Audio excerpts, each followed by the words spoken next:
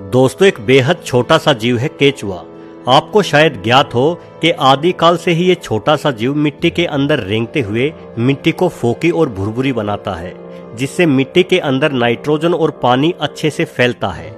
मिट्टी उपजाऊ होती है। उपजाऊ मिट्टी पर अधिक मात्रा में घास आदि उगती है। उस घास को खाकर असंख्य जीवों की भूख मिटती है। कई बार हम किसी बेहद ही बुरी प्रवृत्ति के इंसान की तुलना गिद्ध से कर देते हैं, लेकिन गिद्ध जंगल में सड़ रहे मरे हुए जानवरों को खाते हैं। सोचे यदि गिद्ध ना हो तो पशुओं के शवों का क्या होगा। शव सड़ेंगे, उनमें विषाणु कीटाणु जन्म लेंगे और पूरी दुनिया महामारियों की चपेट में आ जाएगी। कहने का मतलब यह है कि दुनिया का हर जीव प्राकृतिक संतुलन को बनाए रखने में अपना महत्वपूर्ण योगदान देता है। अब जरा सोचे कि हम इंसानों का इस प्रकृति को बचाए रखने में भला क्या योगदान है। जब हम इंसानों ने एक दूसरे के साथ लड़ना शुरू किया तो अपनी लड़ाई में हमने घोड़ों और हाथियों को भी शामिल कर लिया। भला हमारी आपसी दुश्मनी में उन मासूम जीवों का क्या कसूर था। सोना चांदी इंसान लूटता था, लेकिन युद्ध में मारे जाने वाले उन घोड़े हाथियों को सोने चांदी से भला क्या लेना देना था। आज हम गाय को माता कहते हैं और गाय के दूध को अमृत बतलाते हैं। बेशक गाय का दूध अमृत है, लेकिन हमारे लिए नहीं। गाय का दूध अमृत है गाय के बछड़े के लिए। आप गाय को माता कह सकते हैं, लेकिन क्या गाय भी आपको अपना बेटा मान सकती है, जबकि आप उसे खूंटे से बांध कर रखते हैं और जो दूध उसके बेटे यानी बछड़े के लिए था उसे खुद पी जाते हैं। हमने खेती करना सीखा और अपने साथ बैलों को भी इस कार्य में शामिल कर लिया, लेकिन बैल तो पहले भी घास फूस खाकर अपना पेट भर ही रहा था। उसे क्या लेना देना आपकी खेती और आपके व्यापार से। ऊपर से जब वो बैल बूढ़ा हो जाता, हल खींचने के लायक नहीं रहता, तो हम उसे कसाई के सुपुर्द कर दिया करते थे। हमने आवागमन के साधन के रूप में तांगों का प्रयोग शुरू किया।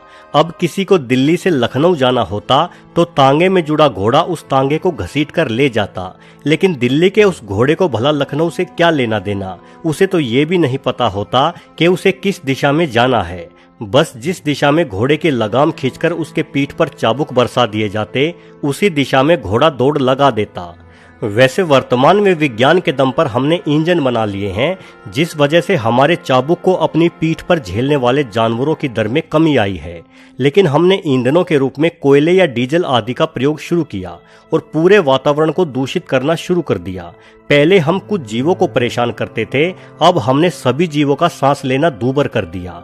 हमने अपने रहने की जगह को फैलाने के मकसद से जंगलों को उजाड़ना शुरू किया, जिससे करोड़ों जीवों का घर छिन गया।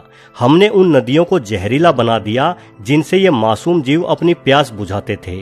हमने मोबाइल टावरों द्वारा रेडिएशन फैलाया। हर जगह कान फोड़ू कारखानों, लाउड स्पीकरों, इंजनों से ध्वनि प्रदूषण फैलाया, जिससे हमारे घरों के आसपास अपना घोंसला बनाकर अपने बच्चों का पालन पोषण करने वाली गोरैया नामक छोटी सी चिड़िया न जाने कहाँ गायब हो गई। इन तमाम तर्कों से क्या पता चलता है? पता ये चलता है दोस्तों कि हम इंसान घुन की तरह इस प्रकृति को खा रहे हैं। देखा जाए तो प्रकृति की नज़र में हम इंसान एक वायरस के समान हैं, जो लगातार पृथ्वी को बीमार कर रहे हैं।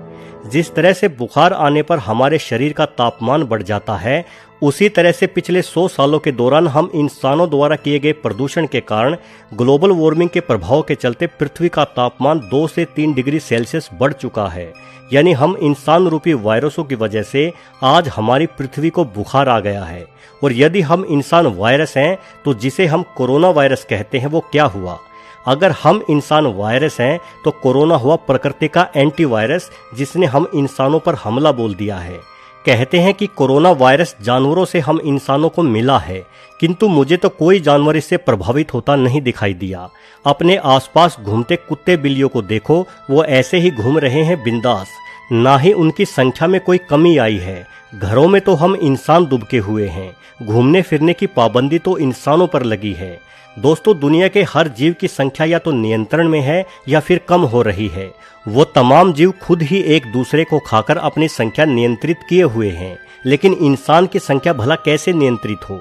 भले ही हम इंसान बाकी सभी जीवों पर राज करते हों, उन्हें अपने तरीके से इस्तेमाल में लाते हों, लेकिन हम भूल जाते हैं कि प्रकृति हमेशा अपना संतुलन बनाए रखती है।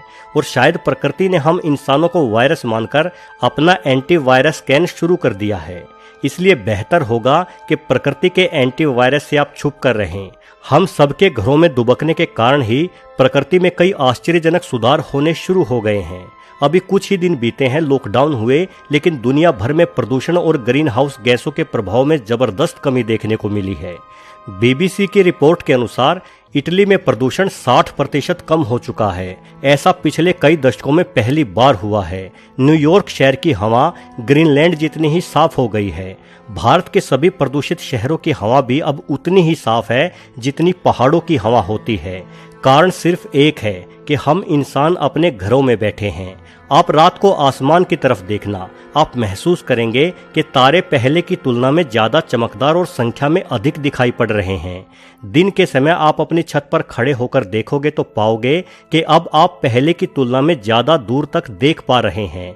इन सब का कारण प्रदूषण कम होना ही है और आने वाले दिनों में हवा और भी ज्यादा साफ होगी। आपको तारे और भी ज्यादा बेहतर दिखाई देंगे।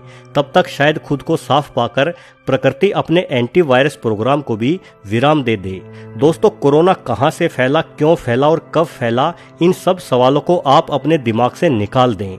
आप सिर्फ ये मानकर चले कि ये प्रकृति का ही एक तरीका है, एक इलाज है उन जख्मों को भरने का जो जख्म प्रकृति को इंसानों ने दिए हैं। इसलिए आप लॉकडाउन का पालन करें, अनावश्यक घर से बाहर ना निकले और जहां है वहीं रहें। कुछ दिन ठहर जाओ, ये कोरोना खुद ही समाप्त हो जाएगा। इतिहास में अनेकों बार घातक महामारियां फैली हैं, कोरोना से भी बहुत बड़ी महामारियां। उनकी रोकथाम के लिए इंसानों ने अपनी ओर से भरसक प्रयत्न भी किए हैं, लेकिन मेरी जानकारी के हिसाब से वर्तमान में जो हमारी सरकार ने 21 दिनों के लॉकडाउन की घोषणा की है, उससे बेहतर और सार्थक प्रयास इतिहास में कभी किसी महामारी को रोकने के लिए नहीं किया गया। और ये प्रयास तभी सफल होगा जब सिर्फ सरकार ही नहीं, पूरा देश इसमें शामिल होगा। वीडियो को आखिरी तक पूरा देखने के लिए आपका बहुत बहुत धन्यवाद।